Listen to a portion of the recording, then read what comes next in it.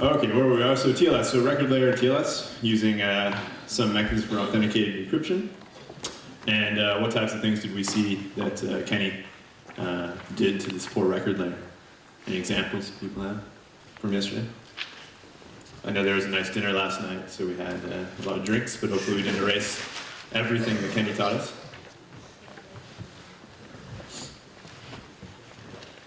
Anything? What types of attacks did we see against the record layer? What types of things did Kenny do? What was his whole career based on? Bit flipping, yeah. So he's going to flip some bits here and there, and boom, the whole security of the protocol goes away. It's awful, it's atrocious. So what's our goal today?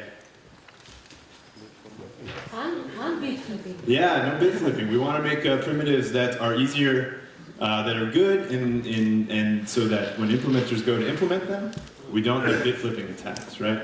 And so today we're going to try to put Kenny out of a job for the next 10 years, okay? That's the goal. Secondary goal, we're going to try to make fun of Kenny some, okay? He did a lot to me yesterday, and I'm not very good at this, so anytime you want to just pipe up and make fun of Kenny, that's okay. Okay, so we're going to take a kind of a, hopefully what we would consider more contemporary viewpoint on how to build, in particular, authenticating encryption schemes. We'll see first. And we're not going to be able to handle all of the issues that come up in practice, but our goal here is to find abstractions, security models, that prove more robust in practice, okay? And prevent this type of bit flipping attacks.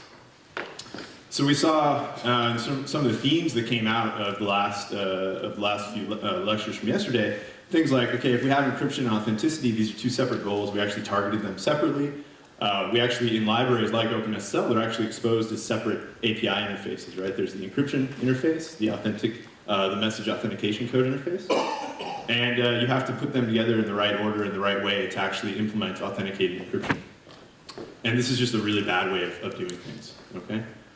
So it doesn't give enough guidance to implementers. They get the order wrong, they allow bit flipping attacks, etc.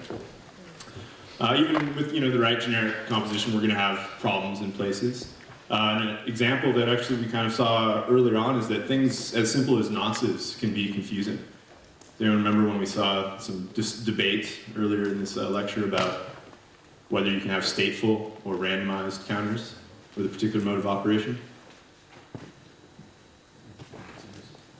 What was it? CVC mode, right, yeah. So it can be confusing, right? Whether you can do stateful versus randomized. With CVC, the attack was, if you use CVC mode encryption and you have a predictable predictable initialization vector, the attacker can do distinguishing attacks and even potentially go from there to doing message recovery attacks. And so that's no good. So one of the things we really target is robustness, and one of the ways that is actually kind of low-hanging fruit is to improve security in the face of nonce abuse, where nonces are not being used properly, initialization vectors are not being used properly. And we did see a lot of stuff about how record layers are a lot more than just authenticating encryption. Of course, there's lots of state, and there's how you parse things and such. We're not going to deal with that as much today, but really look for some clean abstractions that should help make Kenny's life more difficult. Okay. I think actually one thing that we haven't really seen so far is even more fundamental kind of problem with authenticated encryption in practice is that, at least in TLS we were using crypto, right? It was deployed, it was a huge success story in some sense, right? That we have TLS and it's kind of plug and play and people use it.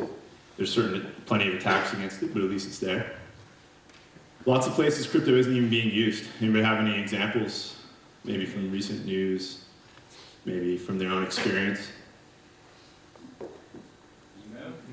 Email, yeah, that's a great one. When was the last time anyone here sent an encrypted, end-to-end encrypted email? Last week? Good. How long did it take you to set up your software so you could do encrypted email? 2 minutes. On a Mac, 2 minutes. 2 minutes. What do you use? GPG. Interesting, yeah, okay. Yehuda obviously is way better at this than me, because I tried to set it up the other week because someone was sending me encrypted emails, and it took me like half a day to get Thunderbird to... You're a theoretician, that's the problem. I'm a theoretician. Unlike Yehuda, I'm a theoretician. Oh, Gosh, I'm gonna sit down. Yeah, GPG. It's not particularly user-friendly. Yehuda is clearly a genius, and the rest of us have a hard time. We were on this mailing list with a group of people who were emailing back and forth, and some of our collaborators wanted to use encryption. So my students had to start using it too, and they were complaining vociferously, like, "Oh, we can't get this thing set up. You know, like, oh, I can't use my webmail. It's horrible." And I felt like it was making them build a lot of character, having to set up encrypted email. But that's sad, right? That's very sad. So we're not going to be able to solve that problem necessarily. There's lots of other places. Any other examples of places where encryption isn't being used? Maybe it should be. Telephone calls into And telephone calls. Yeah, it's good. I don't know what happens with cellular networks. I guess nowadays you have an encrypted link to the base station, and then from there, who knows what. open. Yeah, it's open. It's good. If you're using Skype, you have encryption, right? And where does that encryption endpoint? North Virginia? North Virginia. I'm not sure if the data center is really in North Virginia. It could be somewhere else. It might be Maryland. Actually, Microsoft, right? It goes through Microsoft. They changed it from direct peer-to-peer to going through Microsoft. It's another good example. What about one of the favorite ones that we'll be looking at later, credit card numbers? Databases, not encrypted a lot. So we saw the Target breach. Anyone hear about the Target breach? Yes. Yeah. Yes. So that's they were actually targeting the point of sale system, and so we're able to extract credit cards as they're going through the initial system. Right, you swipe the card, and it gets basically handed in clear the credit card number to essentially a Windows PC, right? And they're grabbing it there. Much better way would be to encrypt the credit card number right away, right as soon as it gets swiped on the hardware, right? And then pass it off to the other systems. What's the problem with this in practice?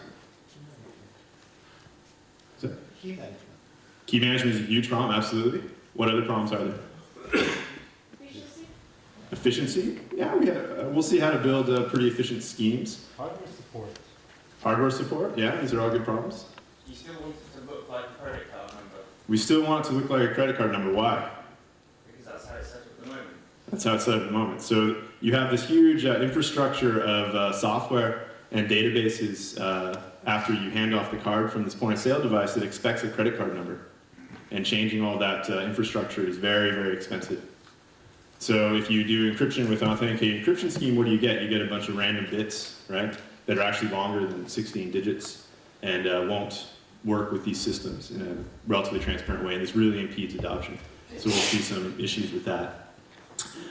Okay, I don't know if I said anything related to this slide, but I'm sure these are very good points. Just keep moving on. So what's our game plan? So we're not going to be able to solve all these things. Encrypted email is like, it's like using projectors properly, and video devices, one of these millennial type problems. But we will try to pick off some problems that we do have some traction on, and particularly we'll look at authenticated encryption. We'll revisit that, and we'll think about how to build AE that's faster and more robust, or hopefully both. And we'll see there's some tension there. Than the types of things that we built in the 90s and have been using since 96 or so. And then we'll look at this special case of format preserving encryption, which is kind of a broad umbrella that I'll use for basically a lot of places where authenticated encryption doesn't work because we need length preservation. We need, or format preservation, that you have something that comes in one size or in one format, and you need a ciphertext that looks the same. There's a bunch of situations where this arises. Credit card numbers is one of them.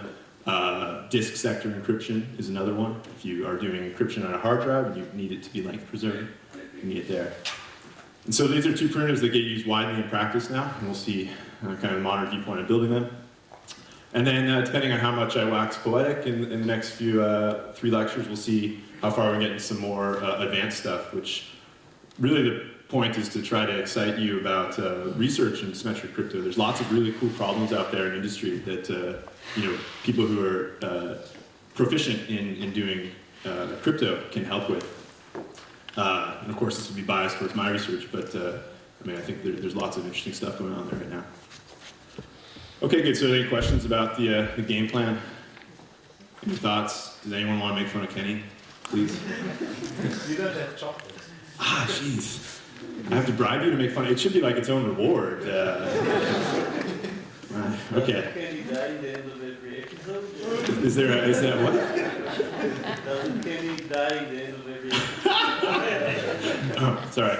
Should cackle into the microphone. We're not going to kill Kenny. That's a little bit. I was told explicitly by Yehuda and Benny not to kill anyone. So try except with my bad jokes, maybe.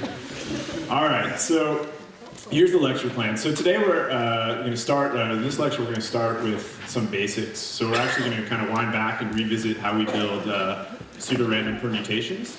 We saw one approach for doing this. It's a very theoretical approach. On the first day, and then we saw how we build things like AES on the second day. And today we're going to revisit that and also look at building what's called tweakable pseudorandom permutations, and I'll get into that, because these turn out to be kind of the right primitive, it seems, to help us build authentic encryption and form observed encryption, these types of things. Then the next lecture we'll go through non-space symmetric encryption, which is kind of the new viewpoint on what a symmetric encryption scheme should be, syntactically and semantically, and in terms of security. And then we'll see how to build some of these, do format preserved encryption, and then we'll do the further symmetric primitives. Okay, so let's just step back and think about some high-level views of how we're building symmetric encryption schemes. So what did we see in the first lecture? How do we build a PRP? Say again? I'm not sure who's talking, I can't hear you. Say again? Feistel, yeah, Feistel is good. What did we start with before even Feistel? So Feistel is a construction we're going from PRF to PRP. We'll revisit that. How did we build PRFs? Starting with one-way functions, right? We had these great and fantastic possibility results on going all the way from something as simple as a one-way function all the way up to a PRF, right? Via pseudorandom generators, and then from PRF to PRP, and then from there we can actually, well, even with just PRFs, we can build encryption max, but sometimes more can be with PRPs. In kind of what I loosely categorize as the 90s and maybe early 2000s kind of viewpoints on building authentic encryption, we started a little bit differently. So we start with a block cipher designed by our friends who do cryptanalysis, something like AES, something like DES, maybe something else. We assume that this is a good PRP. Why do we assume it? What's that? Because we must. Because we must. It's a very nihilistic view, I guess. What do we do? Any other good reasons? Because the NSA told us it is. We got a sign to prove from the NSA. Good, yeah. Other reasons? Because if it is not secure in the Boston environment. Okay. People are going to lose their jobs besides Kenny. What else? Probably the real answer is that we failed to cryptanalyze it. Yeah, that's the real answer, right? That we made, hopefully we had a lot of really smart people look at it, right? And try to validate it. Good. So we gained some confidence via cryptanalysis. Then we, at the theory level, we just start by saying, hey, let's assume this is a PRP. We think that people have validated that for us, and then we'll go over the races, build encryption and max, and then authenticate encryption from these underlying two primitives. And so what I feel like is the contemporary viewpoint is that we're again going to start with things like that are block ciphers that are good PRPs like AES. We're going to actually use these to build an intermediate primitive, it's tweakable pseudorandom permutations, and then from there directly build primitives, an authenticated encryption primitive that we then expose just as that is the primitive that is exposed to applications, not encryption and MAC, and you have to combine those weirdly, and things like format preserved encryption. Okay, so that's going to be the viewpoint. Okay, so we're going to recall PRFs and PRPs quickly. I'm going to just rush through this. It's not just because I use different notation perhaps than others, and I'll point that out. And then we'll do Feistel and actually revisit Feistel and actually look at it from a shuffling point of view. When I say shuffling, I mean card shuffling, not like dance moves. And I'm not going to dance for you. And this is, I think, a fascinating kind of viewpoint that actually arose only in the last few years on what Feistel and block cipher design is really doing for us. Then we'll go from there. I'll talk about some particular shuffles that give us PRPs. So come on, you're killing me. Whoever did that should feel bad. Okay, and then we'll get on to some of the very practical constructions that arise from taking like AES and building a tweakable block cipher out of it. Okay, so PRF, right? We've seen this already. It's a keyed function family. It's indistinguishable. The security goal is elucidating indistinguishability from a random function. I'm going to cheat and just kind of assume we always have the right domain that we need. So 0, 1 star. This is kind of formally a little bit misleading, but it's going to suffice for our purposes. So you have a key, you have a message, and it maps over to an n-bit string. We saw some examples of this CBC mode using a suitable block cipher, and either using prefix string encodings or a separate key on the keyed invocation of the underlying block cipher on the outside. HMAC using a suitable hash function. And of course, we have lots of theoretical constructions of this as well.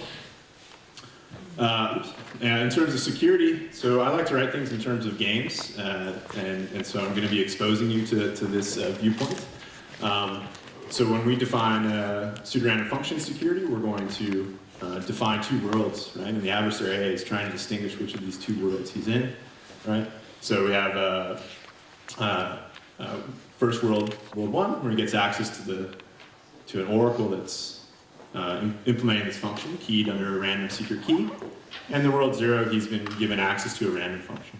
Okay. This is exactly equivalent to the prior definitions so far, just written in a different way. We define advantage as the difference between adversary A getting it right in the first world and wrong in the second world. Okay. An important point, and Kenny brought this up, is that throughout these lectures we're going to be measuring adversarial resources concretely. We're not going to rely on asymptotics. So that means when we evaluate an adversary, either in terms of trying to show lower bound in security, like an attack against something, that means we're going to compute explicitly its running time in some model of computation, its queries, not just say it's polynomial time, but actually say, hey, it seems to require 50 AES operations or 100. And when we prove things, we're going to not have absolute statements of security, but we're just going to have statements saying, hey, no adversary A is going to be able, with a certain amount of resources, is going to be able to break this, to win this type of distinguishing game with reasonable advantage. And we're going to have to define what reasonable means. We're going to have to define what reasonable resources are. Okay.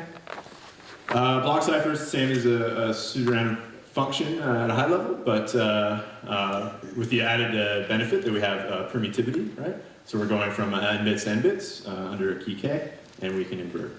Okay, that's just the correctness requirement. And same thing for security here, right? We just replace the oracle from f sub k to e sub k, and now we choose randomly from the set of all permutations on n bits, as opposed to functions to n bits. Okay, so just fixing some notation. Any questions about this? Does this look confusing or simple relative to previous stuff? And Tall's nodding, that's good. Pretty, it's important, at least Tall's with me. Good. Any questions though? Okay. So one quick thing, just we're not going to use this directly necessarily in the proofs, but I realized it hadn't been commented on earlier in the lectures, and is a fundamental tool that we use in analysis of modes of operation, is the widely called the PRP switching level. So if you have a object that's secure as in the sense of being a PRP, in the way I just defined, then it's also going to be secure in the sense of being a PRF, as long as the block size is reasonably large. Okay.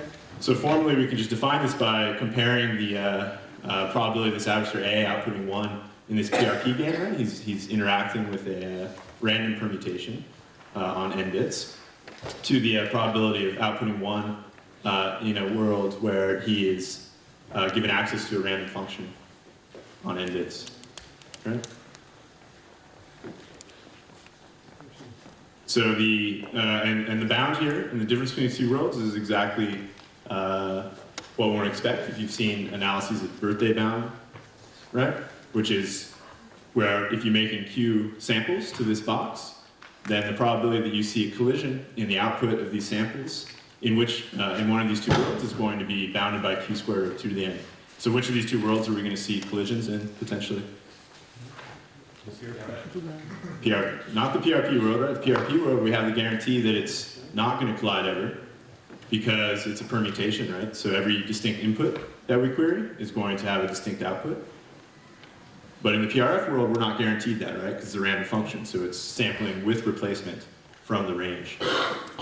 But this theorem states that until we see such a collision, these two objects are the same, right? And we know concretely that this bound arises at q squared over 2 to the n. Okay?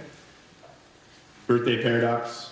Can someone explain just very quickly what the birthday paradox is?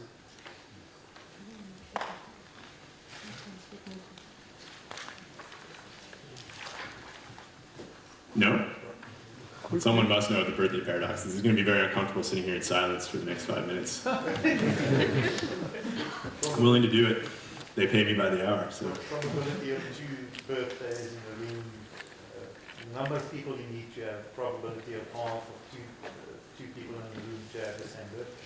Right, so the birthday paradox states that, if you have a bunch of people in a room, and you kind of make this heuristic assumption that everybody's birthdays are distributed uniformly across the year, which is not really true, but let's not get into the reasons why. Then it's surprisingly quick how few people you need before you see 2 people with the same birthday, right? And mathematically, it's not really a paradox in the truest sense, but mathematically all it means is that you get this scaling of the square, okay?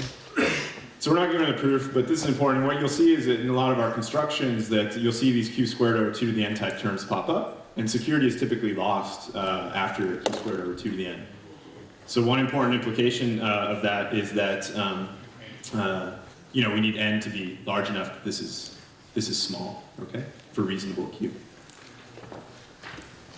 Okay, so let's move on to revisiting this cool classical question of how to build PRPs from PRFs. Why? One, I think it's fun. It's fun because you get to think about card shuffling.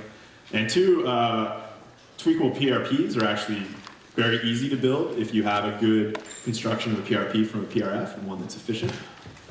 And finally, we're actually going to use these constructions later in the format-preserving encryption world. They turn out to be the right tool to solve a problem for credit card number encryption, in fact. Okay, so we should all be familiar with this. Of course, the picture looks a little differently because I draw things differently. But this is the Feistel network. Excuse me, and it's the kind of classic way of going from a PRF, something that is not invertible, to a PRP, something that a block cipher that is invertible. Okay, so what do we think that we're going to be able to prove about this? Or actually, we did see a proof of a variant of this, I guess, with the same Fs and the same keys under each F and non-adaptive. What type of concrete security proof bound are we going to get? Birthday, yeah, good. Something like the birthday bound.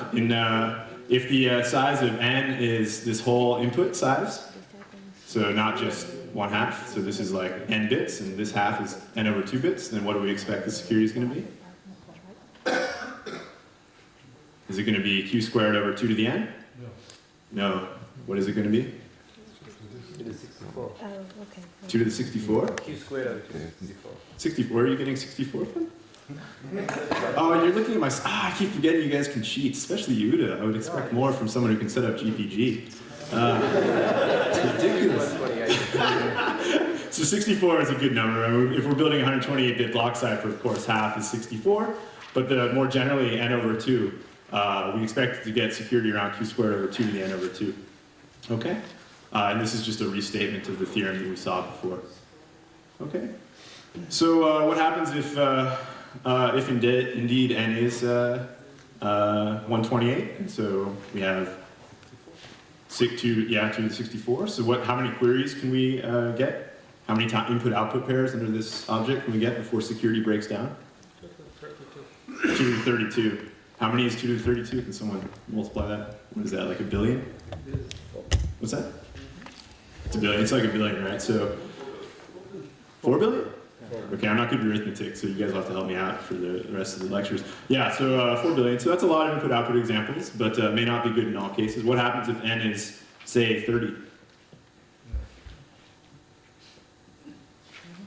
If n is 30, then when is Q going to dominate and break security? 16? 15? 2 times 15, 13, 30, carry the 2, add 1. I think Q around 2 to the 15, right?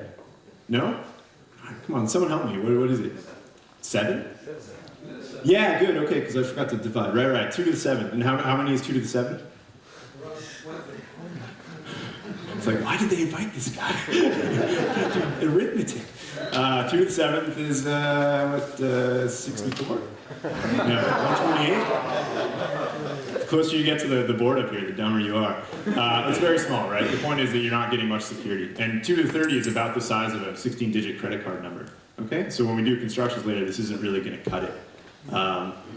And so we'd like to do better in terms of security. So how are we going to do it? We're going to shuffle. Okay? So we're going to think about building block ciphers from card shuffles. And when I say card, I mean like a deck of playing cards. Okay? And in particular, there's this observation that Feistel networks are very closely related to shuffling procedures, shuffling algorithms for card decks. And if you look at a maximally unbalanced version of the Feistel network, what does this mean? We just, instead of splitting into n over 2 bits and n over 2 bits, we split into 1 bit and then n minus 1 bits. We run the n minus 1 bits through f, and we get 1 bit out, and then we XOR that with the top bit, and we bring that down as d, and then we just drop the right side down. Okay. This is a maximally unbalanced Feistel network. This was observed back in 2009 to be equivalent to something called the Thorpe shuffle, which combinatorists had been studying for quite a while in mathematics as a way to shuffle a card deck. Okay. So let's see how the Thorpe shuffle goes. We have a deck of cards, right? Here I'm showing 8 cards, but of course in general you're going to have more. And we're going to split it into 2 halves, okay? Just cut it in half. And then we're going to take the 2 top cards off both of these halves, okay? And we're going to flip a random coin. And based on the coin, we're going to either put it down in one order, or we're going to put it down in the other order. Okay? So here we have ace and 5. We flip a coin, say it's heads, then we put it down ace first and then 5 first. Oh boy. It wasn't my fault if he is injured. We look at, then what we do, we just repeat this, right? We look at the next 2 cards and we look at them, and we flip a coin and we put them down. So we don't even need to look at the next thing, we flip them down. So maybe this was tails here. And so we flip the order. And we just repeat this all the way down to the bottom of these 2 piles. Okay. Okay, so if we assign now to each of these slots where these cards are, so forget the numbers on the cards, but think about the number of where they are in the deck. Okay. What we have here is actually a permutation on those numbers, 0 through 7, down to 0 through 7. So we have that, position 4 gets mapped to position 1, etc., etc. Okay? And this actually defines a permutation, in this case, on 3 bits. Okay, so just giving the binary version of those numbers. So when we have 1, 0, 0, and this is equivalent to the Thorpe shuffle, right? So when we have 1, 0, 0 up here, what do we expect to get out from the Thorpe shuffle? Or equivalently, the Feistel network? What's that? 0. Are people just going to guess 8 different numbers? It's 0, 0, 0, 0, 0, 1. Oh, I think I used that example. That's a faux pas. I should have said that a second. Yeah, it's 0, 0, 1, right? Remember, we're mapping the position, and we're actually looking at what the card is, and then we're figuring out where it goes. Okay? So where's in the Feistel interpretation of this, where is the random coin? Yeah, this F thing is generating a random coin for us, right? So for the position 0, 0, 0 and 1, 0, 0, they have the same n-1 bit input, 0, 0. And that's, we're using that to generate this random coin toss for us, to generate this least significant bit randomly, which tells you what order to put it down here. Right? This like blew my mind when I saw this the first time. Are there any questions? I see a hand wave. I don't know if that's a question. Okay, so yeah, so this is the Thorpe shuffle, and so if you do many rounds of this, then you just keep iterating the shuffling procedure. Okay, so not all card shuffles, there's lots of different card shuffles out there. Not all of these give rise to usable block ciphers, and in fact what we need is a property of the shuffle that's called obliviousness. This is an idea actually goes all the way back to Nauer. I had some comments about that. It wasn't clear if it was being used in the context of building block ciphers, but the idea of obliviousness goes back that far. And obliviousness just states that, you know, if you're thinking about shuffling this deck of cards, you have a card that's going through the shuffle. There's like multiple rounds of the shuffle. Then what we need is that you can basically figure out where the position of this card is in the deck without knowing what are the positions of other cards, okay? So you can just track this one all the way through. And this is needed for efficiency, right? So that we don't have to track the whole deck, we can just think about a certain card, and if you think about now applying on the Feistel network, you just get one card's position, right, as the input, and you're calculating its next position, right, without thinking about applying the block cipher and all the other points, Okay, so that's the property we need, and Thorpe shuffle and these things provide that. Okay, so an example, I should have asked the question, but that's okay. I put it up too quickly. The traditional riffle shuffle is not oblivious. This is an example of a card shuffle that's not oblivious. What's the riffle shuffle? I'm kind of making the hand gesture. Yeah, exactly. You split it in half and you pull up the corners, right? If you're good, if you're like me, the cards fly everywhere. But you pull it up and you just kind of let them slide into place. Why is this not oblivious?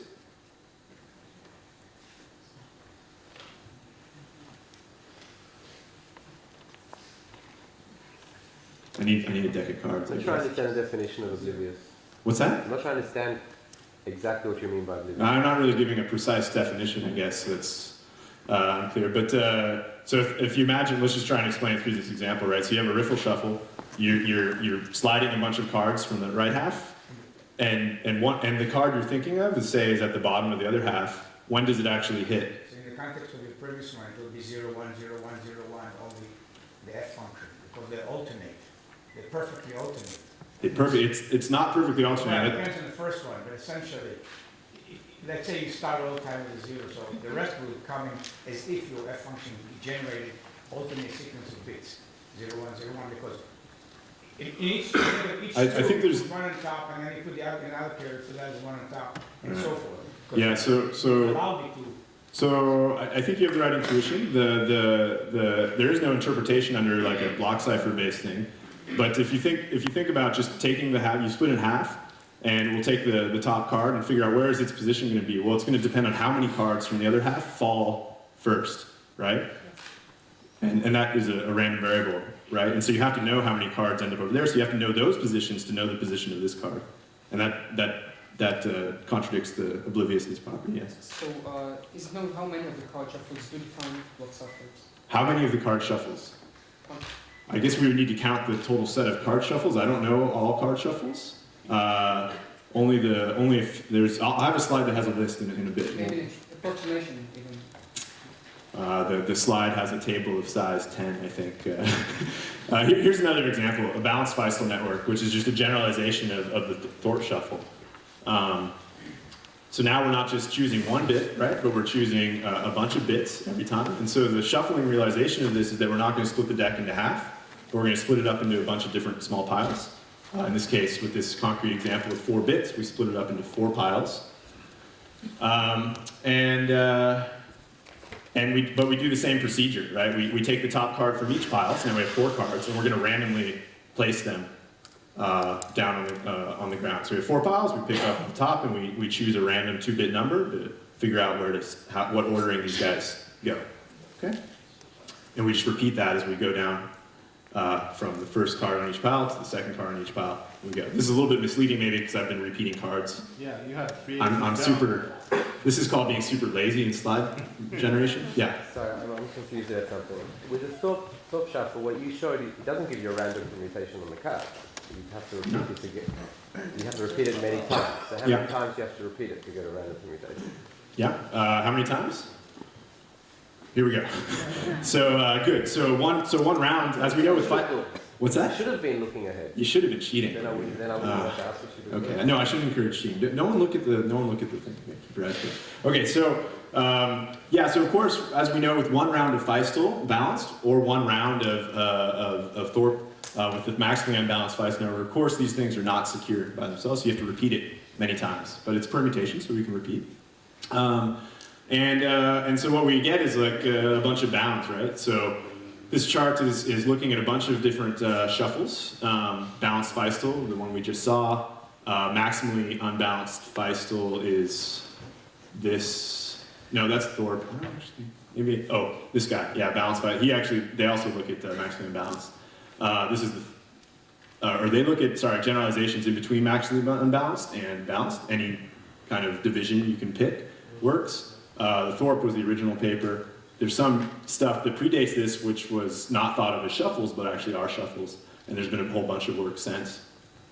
So what we have is the efficiency, the number of calls to the PRF, which essentially gives you the number of rounds, and the security bound that you can get. So we have this n to the 1/4, so 2 to the n to the 1/4 is about the number of queries you can handle. All the way now we've been getting down to building shuffles that actually provide full security, which means what? That means even if you see the entire input-output set of the block cipher that's built from the shuffle, you still can't tell whether it's a random permutation or was generated by a block cipher. So you give everyone all 2 to the n points and all 2 to the n ciphertexts, and you still can't tell. Yeah? In the last row, what do you mean by expected?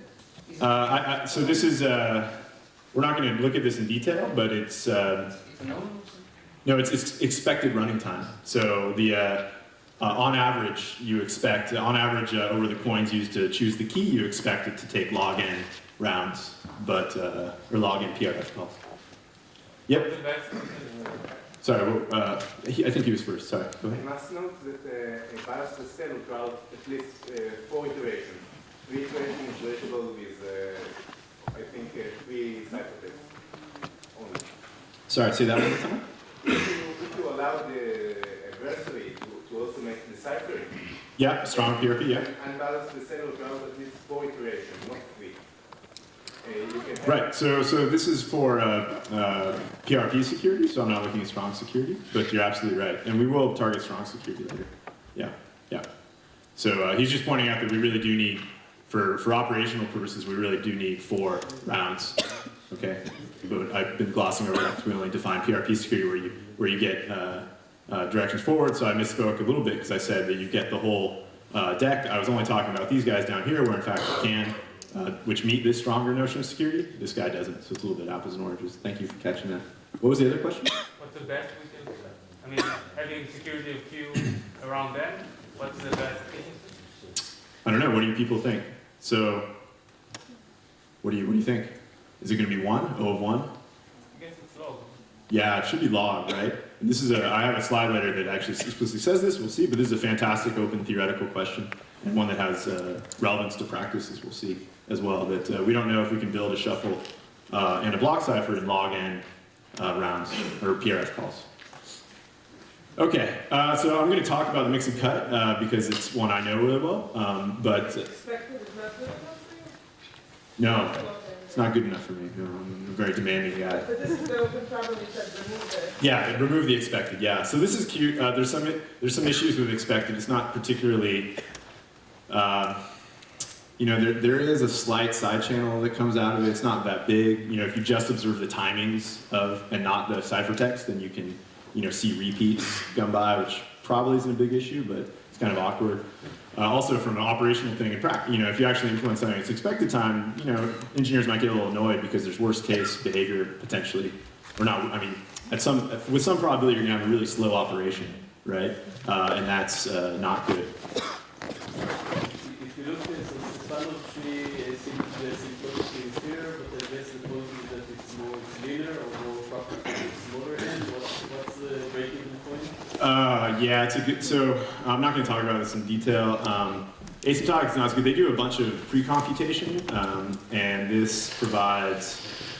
I mean, basically, they took the Granblum-Pornin shuffle and did some optimizations that for a range, yeah, somewhere between like 2 to the 16 and maybe 2 to the 25, it's better, it's more efficient, and they did a lot of cool work implementing and showing that. So I don't know, but for larger things, of course, you're kind of hosed because the n to the 1/2 is already. You have to flip a bit basically for like most of the domain ahead of time. 2 to the 30 about. Yeah, so it could quite get there. I don't think a good performance comparison has actually been done of all of these in practice. Most of these haven't been implemented, in fact.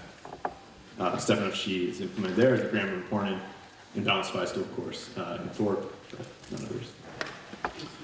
Lower bound login is tweakable? No, I don't know if I haven't established a lower bound. I'm not claiming a lower bound. I think that's just the intuition. There might be a proof somewhere that you could implied by some other result. I'm not sure. Yeah, good question. This is cool. This is really cool. A cool theory. So, okay. So we'll talk about mix and cut, but let me first talk about define tweakable block ciphers because that's what we really want, and see how Feistel gives us tweakable block ciphers really easily. So this is a huge paradigm shift, at least from modes of operation design. So authentic encryption mode design. That instead of starting with the block cipher, we're going to start with a richer primitive, something that has a bit more functionality for us to take advantage of. So, and what is that extra functionality? It's this idea of having a tweak for your block cipher. So instead of just having a key in a block, message block, we're also going to have this tweak, which comes from some space. We'll see some examples of tweak spaces. And this is meant to be a public value, so we don't need to keep it private. And what it's going to do intuitively is provide some variety, some diversity to our primitives. So for each tweak, we're going to expect, even if you keep the key the same, for each different tweak, we're going to get a different kind of random looking permutation family. Okay? We'll dig into that more in just a sec. This was introduced by Liskov, Rivas, and Wagner in 2003. There were examples that kind of had this notion of tweaking, not under that name, that predate. And Schrappel had this nice hasty pudding cipher that was, I think, in the the AES competition. No, maybe not. It was around that time. Yeah. It's like salt for password generation? It's similar in this. You can think of it as salting. I think he may have even called it salting in his cipher. To provide some variability. What's that? It was in the AS. It was in the AS candidate. Thank you. Yeah. So. Very nice. Kind of forward-looking that it's good to have this type of variability input. And Liskov, Rivas, Wagner showed how this actually can really be taken advantage of. Okay, so just correctness, right? So the key and the tweak pick a permutation, right? So when we write ETK, that means we're picking a particular permutation, and it needs to be invertible, okay? Like any permutation. And of course, we need it to be efficiently computable, okay? Okay, so why do we want tweaks? I'm just going to motivate this briefly with two examples that we'll actually see a couple times over and over again. And one is actually this dissector encryption problem.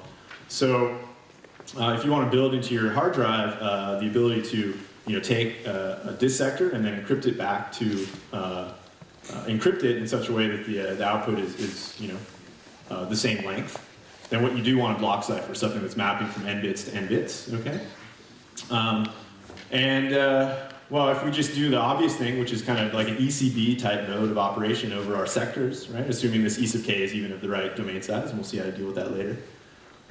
What's the problem? This is a real softball pitch, to use an American idiom, since I have it written right there. But someone can read it. With the same information will get encrypted the same way. Yeah, right. So if you have repeat inputs, you're going to get repeat outputs, and this can leak lots of information, right? So what's an obvious way to deal with this? I don't want to say obvious. That's a little... Different keys, yeah, that's the most obvious way to deal with it. Were you cheating? Looking at the slides? Tweakable block ciphers. Tweakable block. Oh, that's even better, yeah. Okay, so we can use keys, right? But then what's the problem? We have lots of keys sitting around. That sucks. You can't have a key for every, where are you going to store them? You have like a same number of keys as dissectors, right? Even though it does provide the right security. So tweaks provides this like super elegant solution, assuming we have the right tweakable block cipher, because you can use the sector number, right, as the tweak. And this will, if you have a tweakable block cipher that meets our security goal, and we'll see in a second, then this definitely will behave like a different random permutation than this guy, right? And so these things will look independent. Okay. Even though you have the same inputs. Yeah, do you see in a sense relate countable?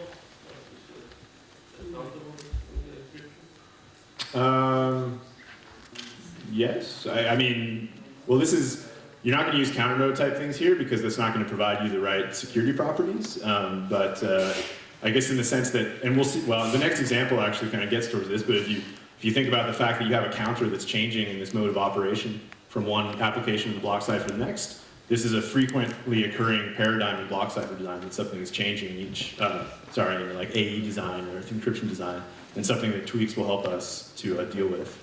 In counter mode, you change the counter for each block, but here you change the 3 for each sector, right? Yeah, so the abstraction boundary is a little bit different, because here we're thinking of like the block ciphers being 4 n bits. It's not really a mode of operation, but separate encryption calls, right? So I'm a little bit commingling. The block cipher here is being used as the end primitive, the encryption primitive, and we're in the next slide, and in modes, we're thinking the block cipher is being used to help us build an encryption primitive, a thinking encryption primitive. What if you use CBC? Say again? Why doesn't CBC solve to some extent the problem with keeping block? So that's a deep question. The question is, why does CBC mode not do it? So here we need length preservation. So where are you going to stick the IV, the random IV that you're chosen? System issue. System issue. Yes, and guess what? Today we're going to deal with trying to make it so that engineers aren't befuddled by our crypto primitives, right? We're going to build the system, the crypto to work within the systems, not the other way around. Okay, so here we're going to deal with the constraints. Another problem with CBC, if you get bad encryption for one sector, the other one gets destroyed as well. So. Right. So there is a solution that they did roll out with CBC mode here. Is they just dropped the IV and they let it be zeros, and then they did CBC mode encryption with zeros. Zero IV. What does this leak? The first block. Definitely leaks the first block. It leaks more than that in this context. So you're encrypting each of these blocks separately with ECB mode under this, or sorry, CBC mode with a zero IV under the same key. What is it leaking actually? Identical sectors. It does leak identical sectors. That's Identical prefixes. Yeah. You're helping out a lot here. It's good. I wish I had chocolates for you. You leak prefixes, right? So if you think about the mode of CBC, if you have the same prefix, you're going to get the same output for every block that's the same up until the first different block. That's very bad. Yeah. Why can't we derive a key for each sector based on some kind of master key and then the sector, and then just encrypt each? That's a great question. So the question is, why can't you just derive a key from a master key using a PRF for each sector? That would give you a tweakable, in a sense, it would give you a tweakable block cipher and one you could prove. But they didn't do that for whatever reason. It's more than that. It's also if you change a sector and you assume the adversary can see something beforehand, before the change or after the change, you want it to be completely changed. Whereas here, if you change at the end of the sector, the prefixes will still be the same. You'll just be leaking some information.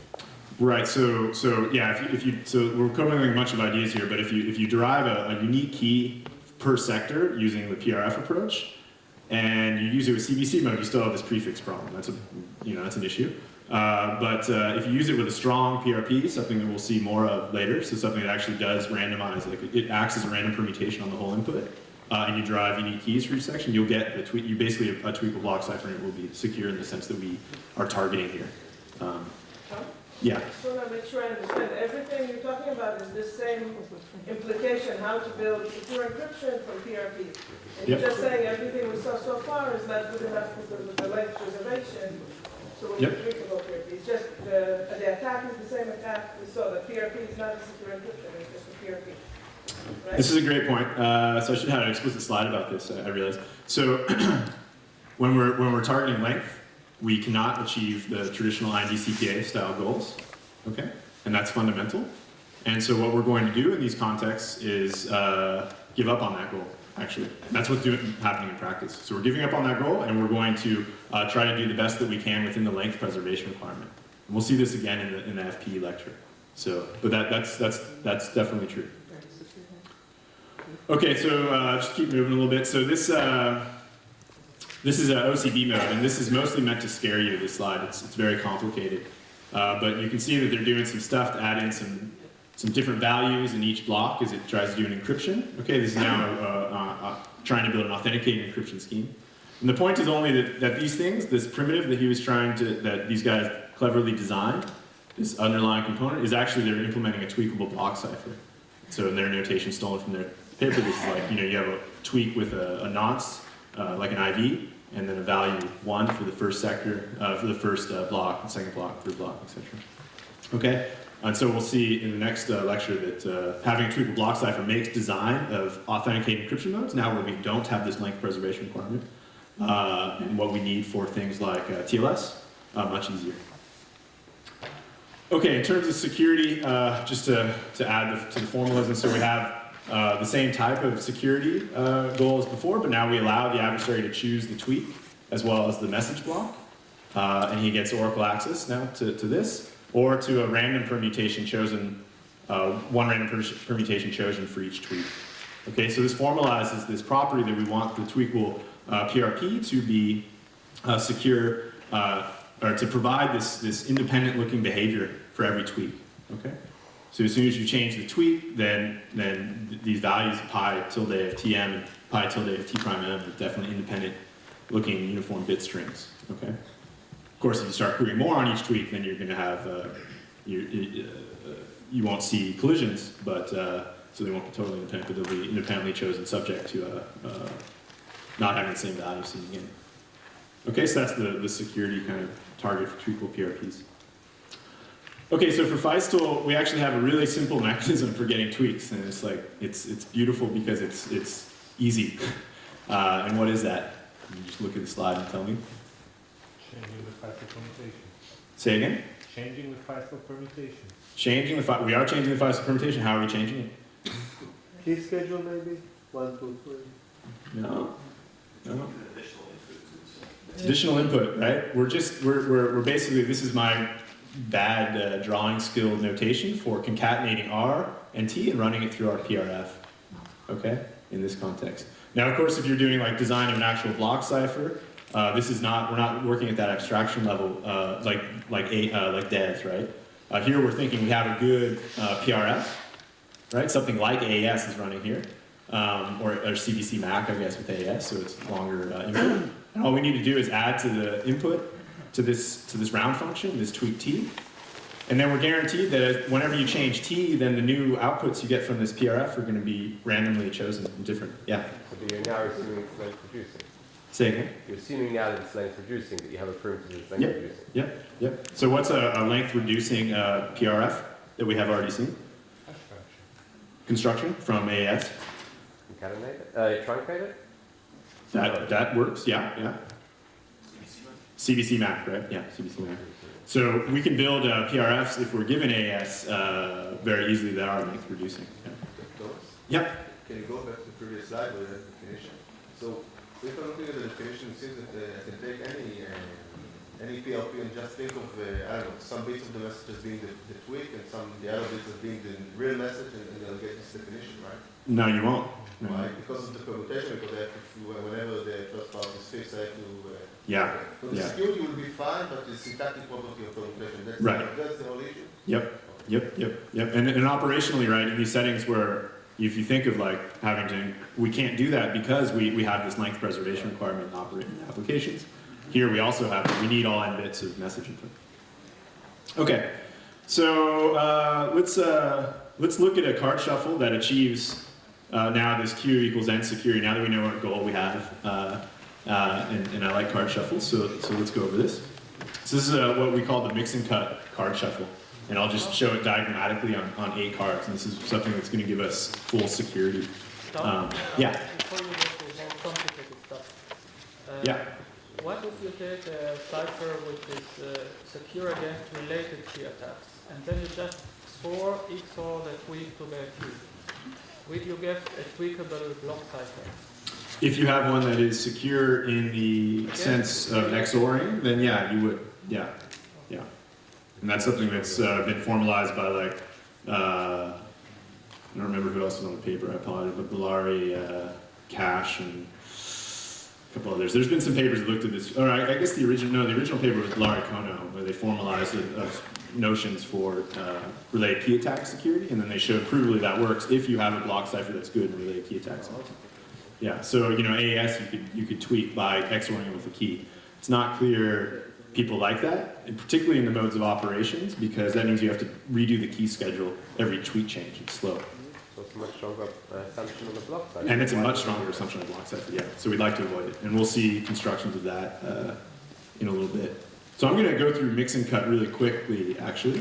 And I might skip some of the underlying details so we can Well, we'll see. So mix and cut. So this is a shuffle that provides full security. I want to give you a flavor of a full security shuffle because I think it has neat stuff going on. So we have a deck of cards, and what we're going to do is we're going to lightly shuffle it using some other shuffling routine.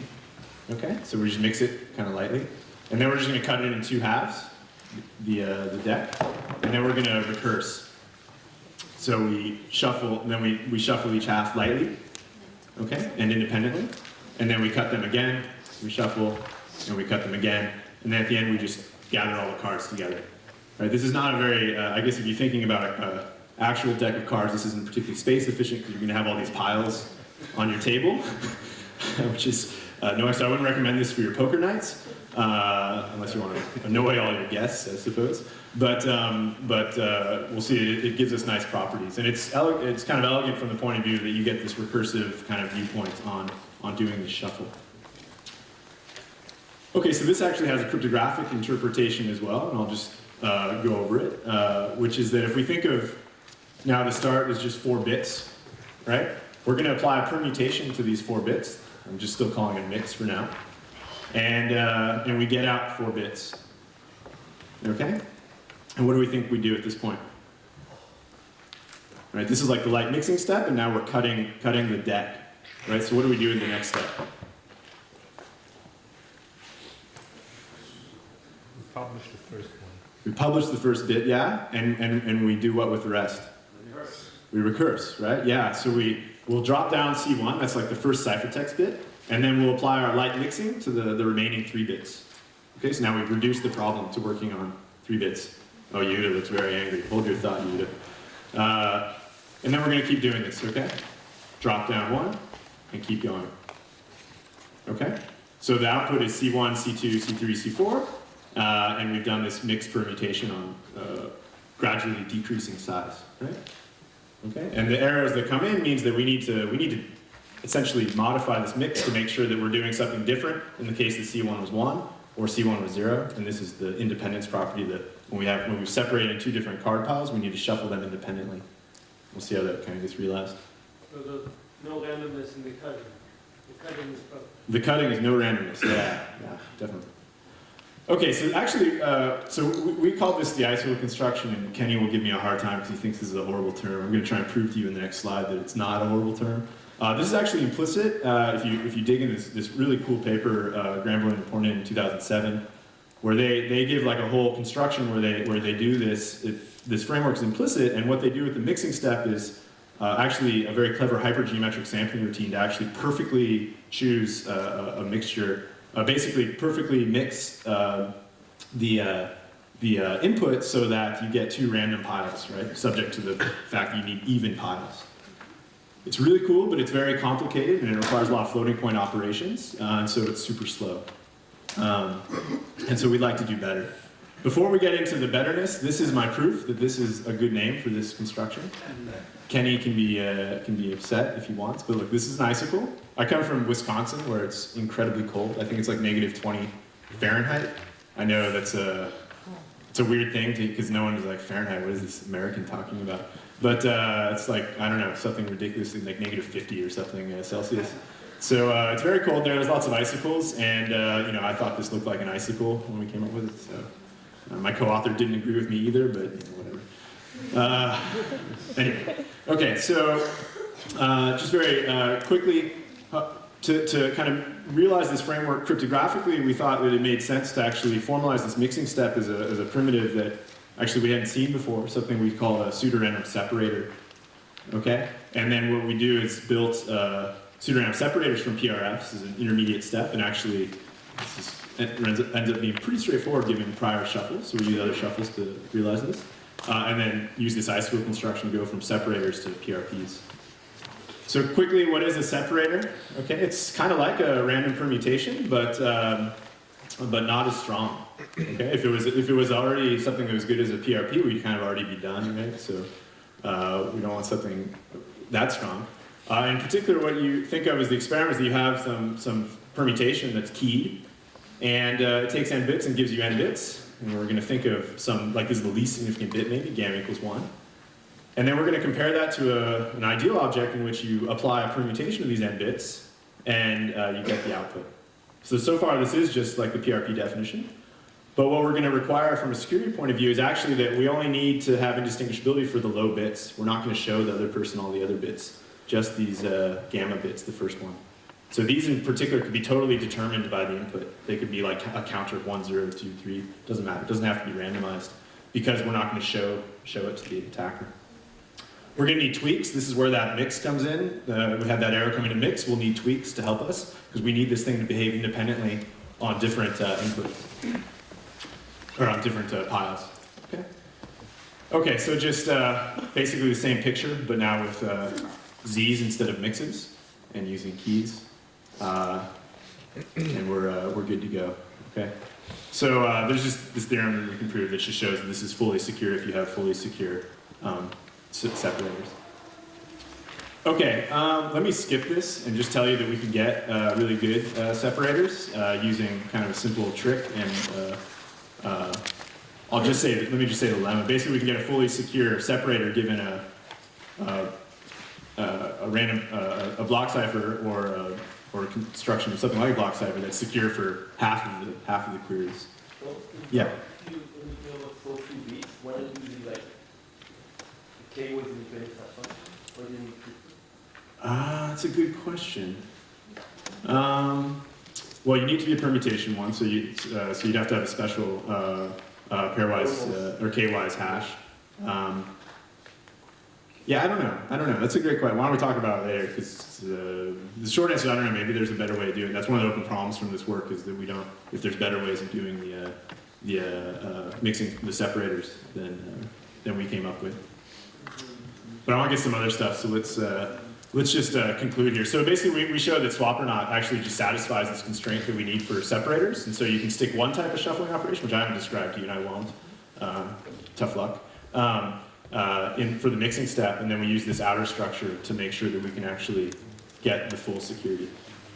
Okay, now to come clean, since we're trying to do practice stuff, this is still slow, right? It's like something kind of ridiculous for the values that we're going to be interested in, like credit card number encryption, and certainly worse even for disk sectors or something.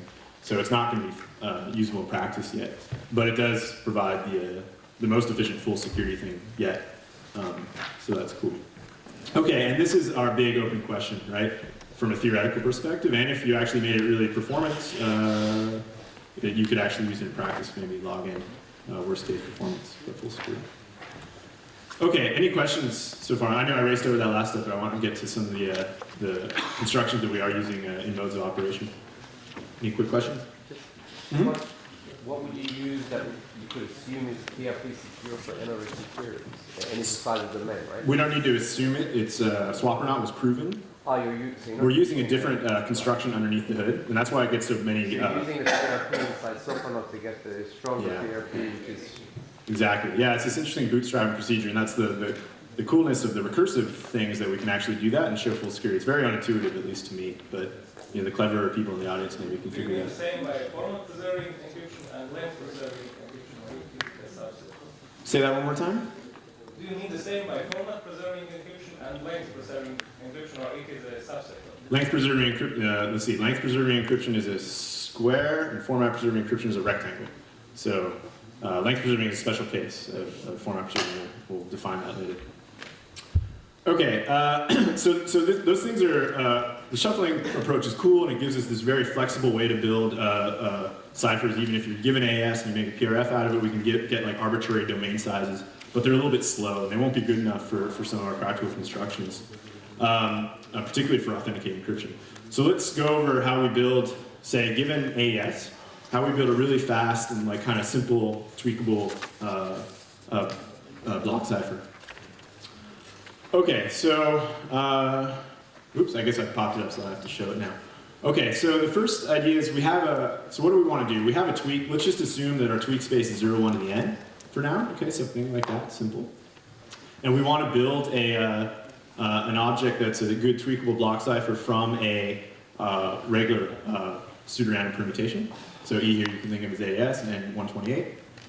Here's my first suggestion for how to do this, right? It's like the most obvious one. You XOR in the tweak, this is n-bit string, with the message, n-bit string, and you apply the block cipher. So can we break tweakable PRP security? I'll throw up the definition just in case you want to reference it. I see some nods. What's the attack? You take T equals M. Yeah, T equals M. In fact, there's lots of attacks, right? Basically, you can abuse the structure. There's no cryptographic strength before you go from into the E sub k. And basically, anything that causes collisions on the input to E sub k is going to cause us problems, right? So, one simple example is if you apply this construction of T and M and T XOR 1, T M XOR 1, what do you get out? The same value, right? And that's definitely not going to give you this independence that we want from tweakable block ciphers. Okay. So go over the. I apparently have trouble with arithmetic, so maybe we shouldn't go over this. But if you actually want to formalize this, it's really simple, right? You just give an adversary and you say, look, it's probably 1 here because they collide, and it's going to be 1 over 2 to the n over in the other world because we get random behavior, right? Second guy for a random permutation is going to collide with probably 1 over 2 to the n. Okay, so what about this guy? This is the next most obvious suggestion, at least to me. And it's not the most obvious suggestion to Yehuda. No, Kenny's is the most obvious. Oh, where you rekey every time. Yeah, good. You're doing 2 operations anyway. In fact, yeah, that's true, and we'll see faster ones. So if you do, so a rekeying operation in AES is almost as slow as an actual AES application. You don't want to do the rekeying. But we don't want to do rekeying, kind of is painful.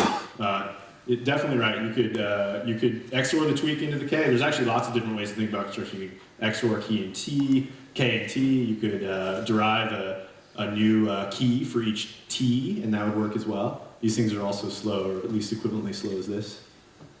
But does this work? Plus those don't help me build the thing that I want to build in a second, so that's the other reason I don't like them. So do you think this is secure or no? Can you decipher? Can you decipher? That's a good question. Can you? How do we decipher? Am I allowed to decipher? Because if I am, I can break it easily. Yes. We're not doing tweak. The security we're doing here is P. Sorry, I was confused about your question. So operationally, of course, we can decipher, right? So syntactically, this is a good block cipher. In terms of strong PRP security, we're not targeting that yet. Yeah. So we're just. I know you keep wanting to get to strong PRP security. We're not there yet. Give us time. Give us time. So regular PRP security. This is the game, right? You can query. I mean, it's we can take advantage of the fact that this is like a distinguishing game. You have a 1 bit here. You can just guess. Just throw out a random guess. Secure, not secure. Should we take a vote? How many people think it's secure? 1, 2. Good, good. 3. This is like some really hesitating. I don't know what to do. How many people think it's not secure? 3, 4, 5. Good. 6. And how many people are abstaining? Everybody else. Who's asleep? Is anyone asleep? I'll sleep. Shut up there. Okay, so this actually turns out to be secure, so we can show PRP security. And here I'll give you some intuition for why. What does this look like actually to some of you? CBC. Someone said CBC.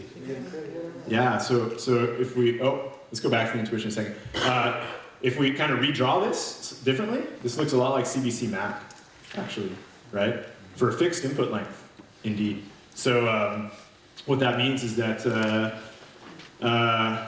in fact, we can apply, essentially, the result about CBC map to this. There's some shenanigans, and I'll go into in a second. Say again? It's not the same EK. Sorry. They all look the same to me. What? Different result. T. So we're saying this is different than this? I think they're the same. I'm pretty sure. This is not arithmetic. I can do pictures. This is what I can do.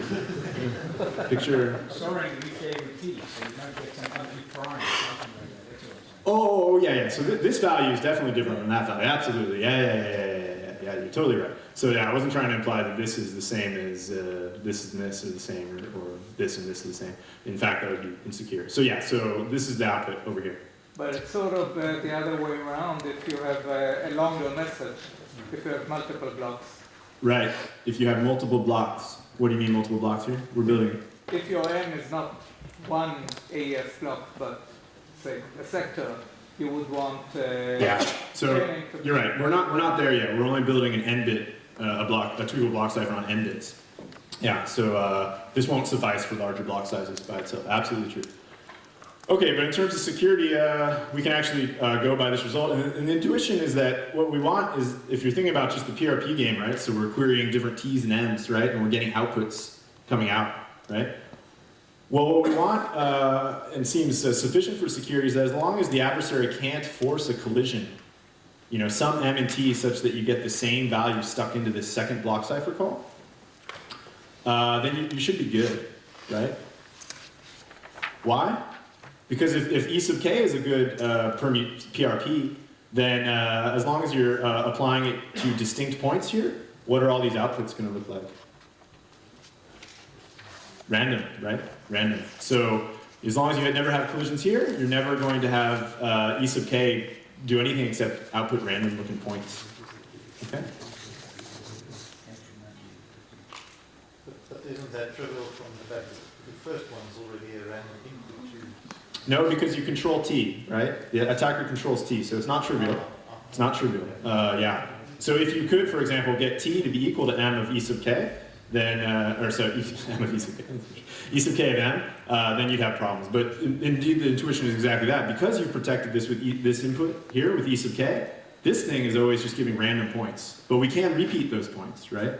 So you can query lots of the same M and get different T's and try to find that inner value to cause a collision. But it's not going to work. It's going to be secure. Why do you have to prove anything? I mean, you said it's CBC Mac. We have a proof that CBC Mac is a PRP. Is there a pseudorandom function on? So yeah, the proof is syntactic essentially. Yeah, so I'm just trying to give intuition for the CBC Mac proof essentially. Yeah. So the proof is essentially syntactic. You can actually just walk through the thing. There is something that you need to do, and I'm trying to remember what it was. I mean, there's a shift between the number of queries you're making in this game and the number of queries you're making in the CBC Mac game, but it's not super involved. Yeah. But if T equals M. Yep. If I cross T equals M, M equals T. Then what? What do you mean cross? During the attack, or? Then I have the same. Okay. In fact, that's great. That's a great segue. So let's skip this. This is all ugly-looking equations. Why can't we? So yeah, thank you. Thank you. You should get a virtual chocolate. Why can't we switch the ordering of M and T, right? Well, we can. And actually, the same proof is going to apply. It's fine. Okay. And this actually gives us now two different tweakable block cipher designs. That's kind of cool. I don't know if anyone's actually observed this before, but it's kind of obvious. At least when you have good audience members. So this is going to be faster actually in some uses, right? When is it going to be faster? Using the tweak many times. Yeah, when you use the tweak many times with different M's, this would be faster. And vice versa, the prior construction is going to be faster when you use the same message with multiple different tweaks. Right? Does everyone see that? Okay. So the summary on those two guys is that, yeah, one is really good when we have a fixed tweak, and one's really good when we have a fixed message, right? And what we'd really like to do is get the best of both worlds if we could, right? Something that's fast both for changing messages and tweaks. And so we'll do that, okay? Okay, so as a hint, how are we going to do that? Well, we're going to make it a little bit easier on ourselves and by actually just looking at what tweak spaces we really need to support in practice. If we go back to this dissector encryption problem, we have 1, 2, 3 pretty restricted tweak space, just doing some integers there. In this, in OCB, we'll see that the tweak here is actually, this notation is a little different than my notation. So this is both tweaks. N is a tweak and 1 is a tweak. N2, N3. So in my notation, this would be like E sub k to the N comma 1, E sub k to the N comma 2. So the tweak space here is like an n-bit string, which is for the IV, and a counter value, 1, 2, 3, 4, off to the races from there. Okay, so that's also a pretty restricted tweak space. So we have n-bit strings, and we need to support at least n-bit strings and counters. Okay, so that's the tweak space that we want to deal with. 0 by 1 to the n, and some integer values. Okay, and we'll see why it's -2 in a second. And so, okay, how do we do this? So we have this construction. This gives us the n bits, okay?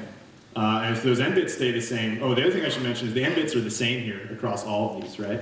We're going to take advantage of that. The only thing that's changing is the integer in both of these applications, right?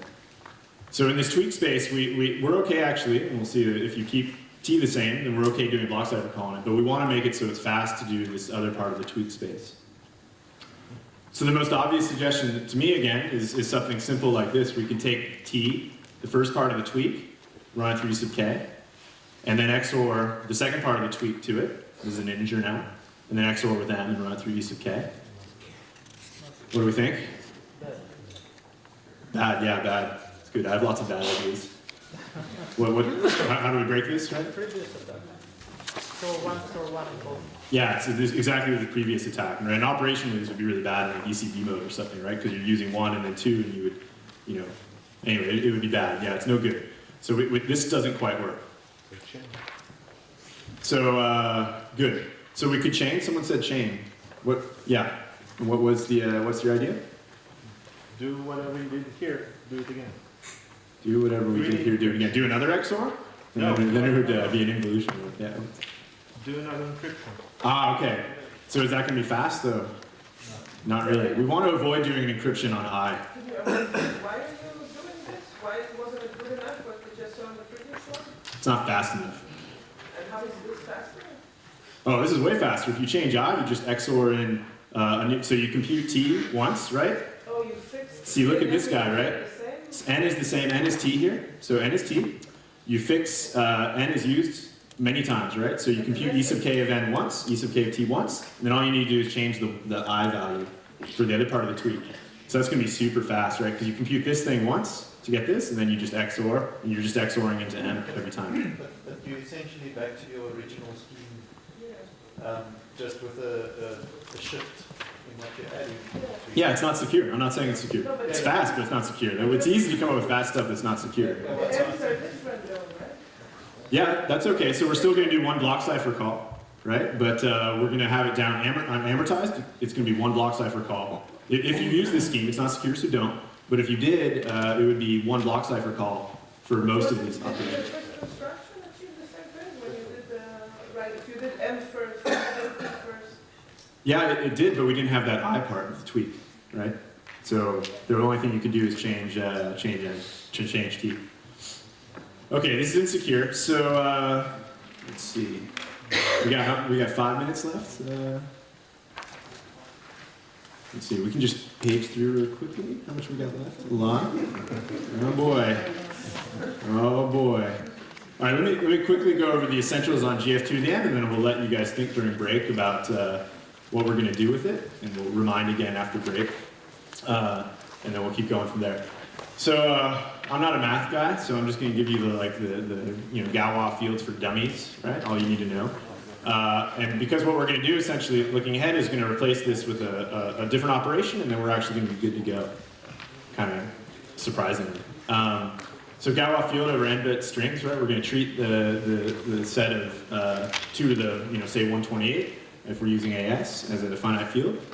And the thing that I'm told by mathematicians is weird is that we're going to think about representing points in this field in a variety of different ways, both as a formal polynomial, which I guess is the kind of more traditional thing. You can think of it as an integer, right?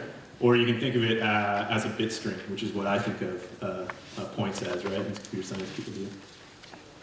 Okay, so to define this field, right, we're going to have, we need 2 operations. We need addition, but that's easy. It's bitwise XOR of points as bit strings. That's how I think of them. And then for multiplication, we have to do something a little bit more complicated. So we're going to fix a polynomial. Remember, we can represent points as a polynomial. We're going to fix a primitive one, and for n128, it's this polynomial. Right? What's the bit representation of this guy? Is the 128 bit at least is a 1, right? And we got some other ones in here, but not too many, just a few.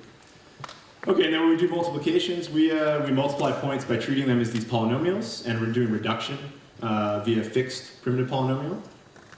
Okay. You don't need it to be primitive, actually. We do here. We will. So for the you can take an irreducible polynomial and Right, so in general, you can do a reducible polynomial. For the properties of construction that we're going to do, we're going to need it to be primitive. And the reason is that we want to have easy values that generate the whole field.